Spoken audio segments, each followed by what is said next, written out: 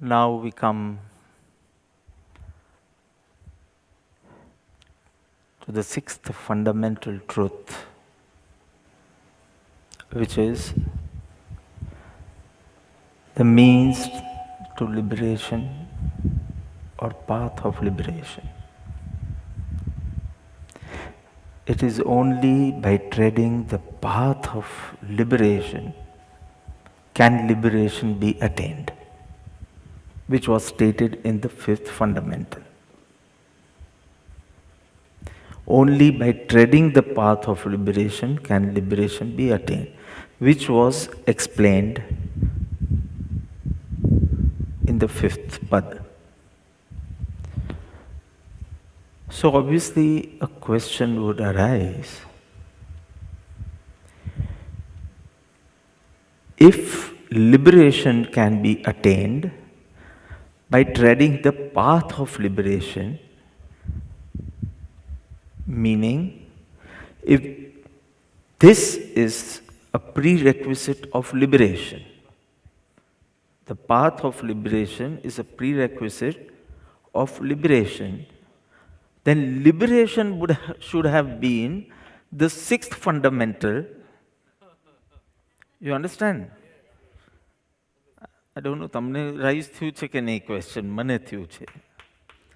If this was the prerequisite, the path of liberation, if that was necessary to know it and to tread it to attain liberation, then liberation should be the sixth pad and path of liberation should have been the fifth pad.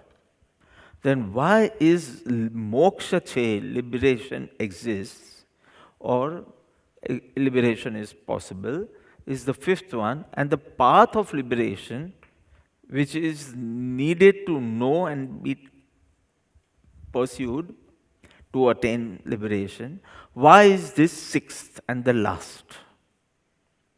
Liberation should have been the sixth pad or the last pad. Correct? The answer is obvious. What is the answer? Unless one is clear about the objective of the pursuit, you understand?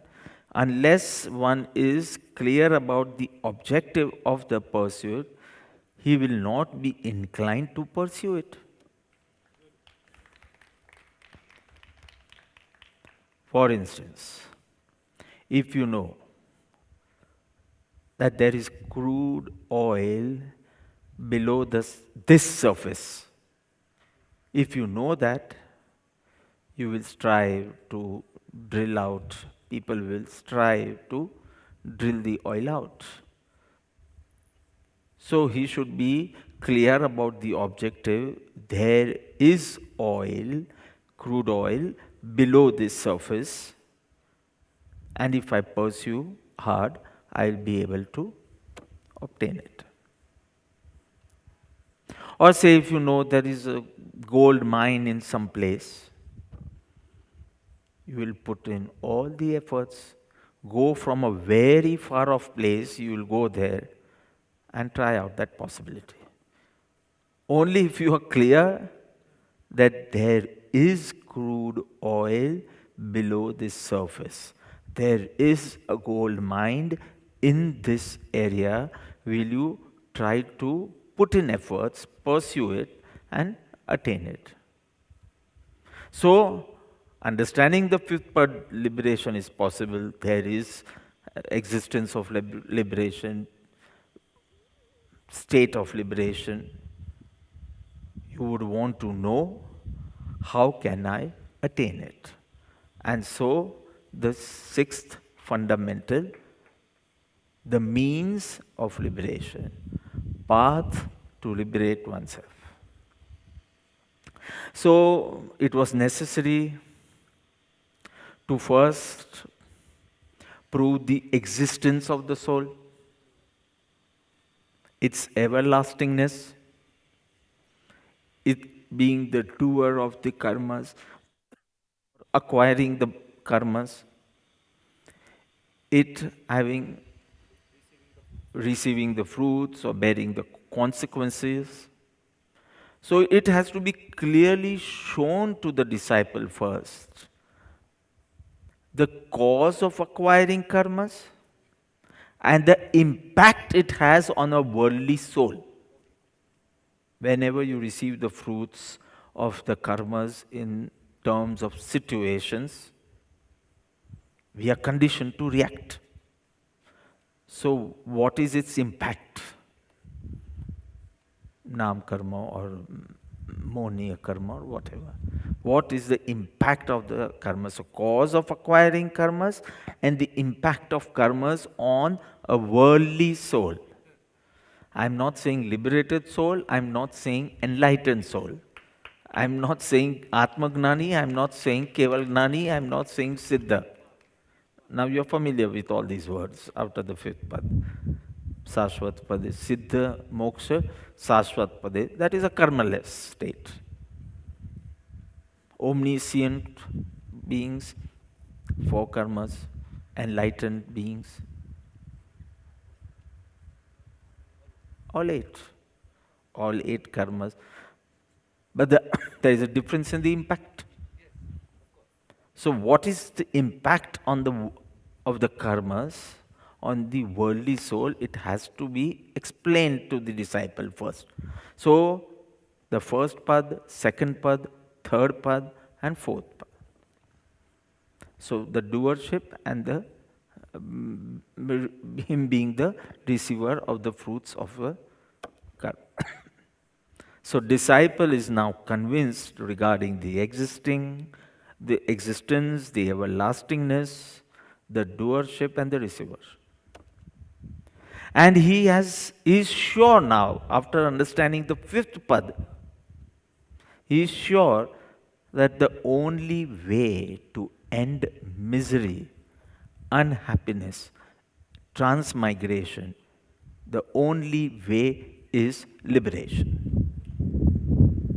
So 1, 2, 3, 4, and 5.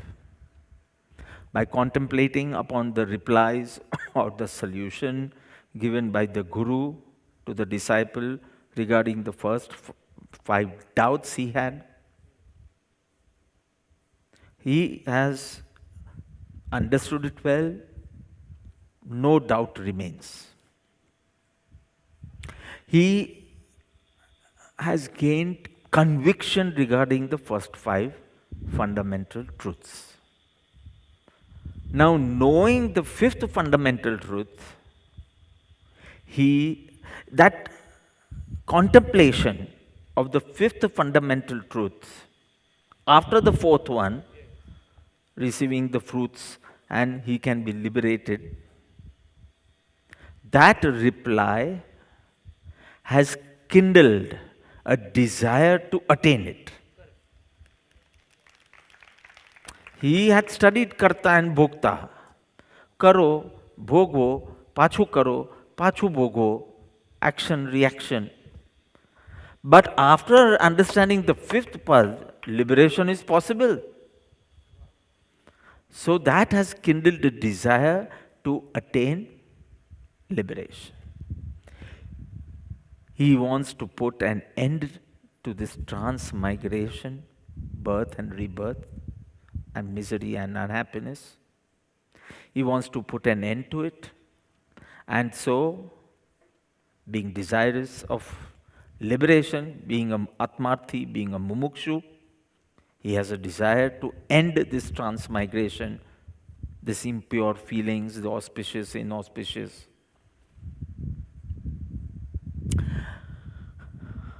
He has keen eagerness, indomitable enthusiasm. He aspires to know the path of liberation. He aspires to know the path of liberation, meaning the correct method to get enlightened and liberated. He wants to know it. Why? Because he wants to proceed on that path as quickly as possible.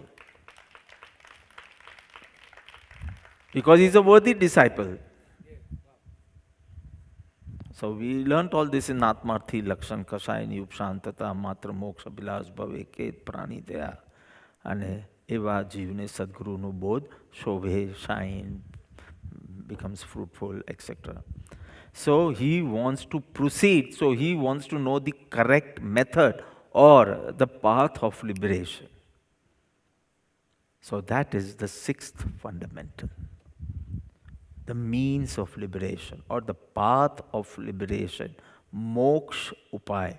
Moksha no upay. Moksha, liberation, upay, path or correct method. Once I know this, the worthy disciple is so eager, full of enthusiasm. Once I know this, I'm going to understand it properly first and then pursue the path and attain liberation as fast as possible, as quick as possible. So Param Kripaludev has composed 27 verses on this subject. Which subject? The sixth fundamental truth being the means of liberation, the path of liberation.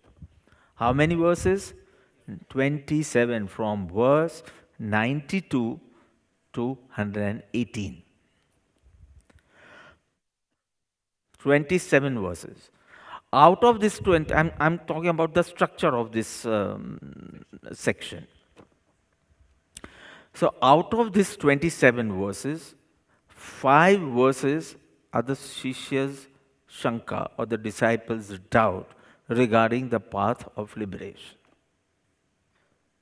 So from 92, 93, 94, 95 and 96, 5 verses.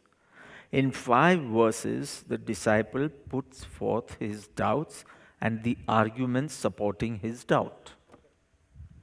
And in that, Param Kripaludev has presented arguments of those who do not believe that there is a path of liberation.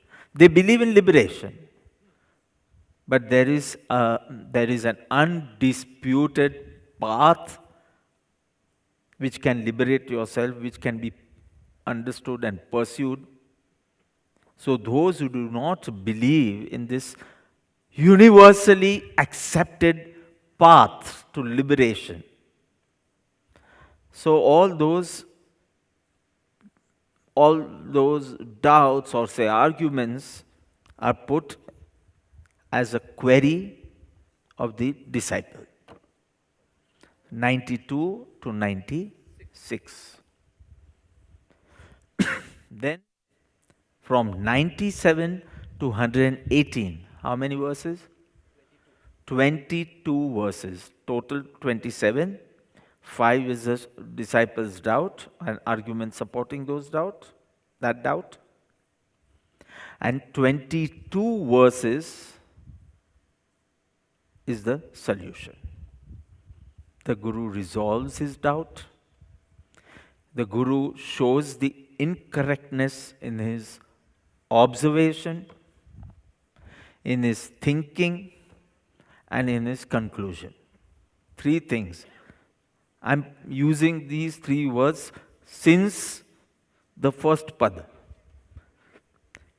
Somewhere his observation is wrong. There is no soul without karmas in this whole universe. So the observation was only wrong.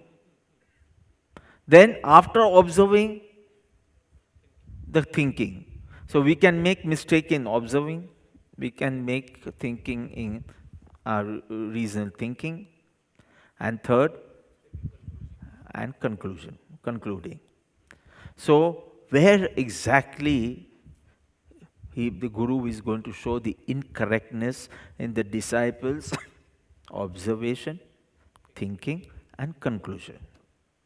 And then, one by one, he'll resolve all the doubts. If he wouldn't have resolved all these doubts systematically, then the quiz wouldn't have been possible. Right? Because exactly what is the answer to this query of his? So so beautifully, so systematically. Mathematical music.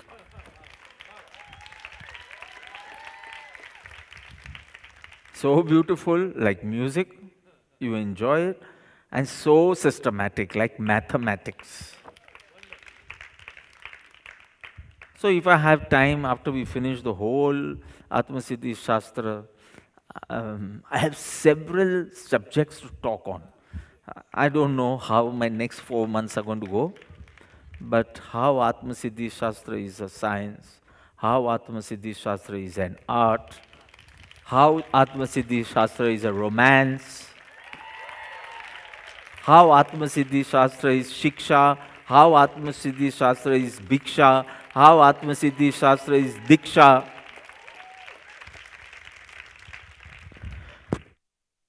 So if we have time, because by then the whole Shastra is in your head, heart, and your legs will be already moving on the path. So your experience is true. So, as I said, the structure 27 verses, 5 disciples' doubt, 22 the Guru's solution. He resolves each doubt systematically and establishes the path of liberation for the disciples' spiritual welfare. And again, those 22 verses, the solution, is divided into 3 groups. So I'll talk about the 3 groups when we start the Guru's reply. Because first understand the arguments and then I will explain what are those 3 groups. So 22 verses divided into 3 groups. Just for your information, from 97 to 107, first group. First group, in that all the disciples' doubts will be resolved. All his arguments will be resolved. So it's over, right? Second group, how spiritual progress can be made stepwise. Proper 5 milestones. And you can exactly check where you are and what is your next target to reach the ultimate goal. So I have attained worthiness, so my target is Vyavhar Samkit. I have attained Vyavhar Samkit, my target is Parmarth Samkit. I have attained Parmarth Samkit, my target is Shuddha Charitra. I have attained Shuddha Charitra, my target is Keval Gnan. Liberation, ultimate liberation. Second group is from 108 to 130. And then 14, 15, 16, 17. So 4 verses, inspirative verses. And in 118, the Guru says, I've said it all. Whatever need to be explained, I've explained all. And he goes into a trance, a samadhi. Maun, silence, stillness, no verbal activity, no thought activity. Wherever there is verbal activity, thought activity has to be there. It can be tuned to the soul, but thought activity will be there. So now no more verbal activity, no more I am going into my samadhi, sahaj, effortlessly. Means I have not become, there was verbal activity, but I have not become extrovert. So I need to put lot of efforts to go within. I was connected within. And so effortlessly, sahaj samadhi, sahaj, effortlessly he goes into a trance and the dialogue ends at verse 118. I said dialogue ends. Shishya yet wants to say something, thank you. But before he can say thank you, the Guru has already gone into samadhi. But so what if he doesn't listen? It is my duty to express my joy and gratitude. joy of experience by the grace of the Guru, and expressing gratitude. Aho, aho, Sri Sadguru, Karuna Sindhu Apar. Ah, Palmer, on this wretched soul, this Palmer, this miserable soul, you have shown immense name, Karuna, compassion which cannot be measured. Huh? Immeasurable grace, અમાપ માપી નહીં શકાય એટલી બધી. થોડું કોઈ જ્ઞાન થાય, suddenly we realize we can talk to him as if we are same. But this Shishya is not like that. He has Purna Vinay. And nothing can lower his humility, devotion, surrendership, because he is a worthy disciple. No situation, no karmas, no events, nothing can bring a difference in his surrendership, in his love, in his faith, because he is a worthy disciple. If he was an unworthy disciple, as I had said, થોડી સ્વાર્થ પૂર્તિ ન થાય તો આખો ભાવ તમારો બદલાઈ જાય. But being a worthy disciple, nothing in the world can shake his faith, his love, his surrendership, his humility. એવો માર્ગ વિનયતનો ભાક્યો શ્રી વિતરાગ. મૂળ હેતુ, the significance of that path of humility, samjhe koi subhagya. Very few fortunate ones will hold on to that path of humility till the end without any fluctuation. So, having said three groups, first group, the Shankas are from 92 to 96. First group 97 to 107. Second group 108 to 113, because 130 is Kevalnan. So 130, you finish your spiritual journey. And then inspirative verses, the third group, 114 to 118, you can say. And Mokshupai is over at 180. How beautifully, Haji to first verse, Jai Swarupa Samjha Vina Pamyo Dukhanan, and we'll be at 118 very soon. Understanding all the fundamental truths which you need to know to attain liberation.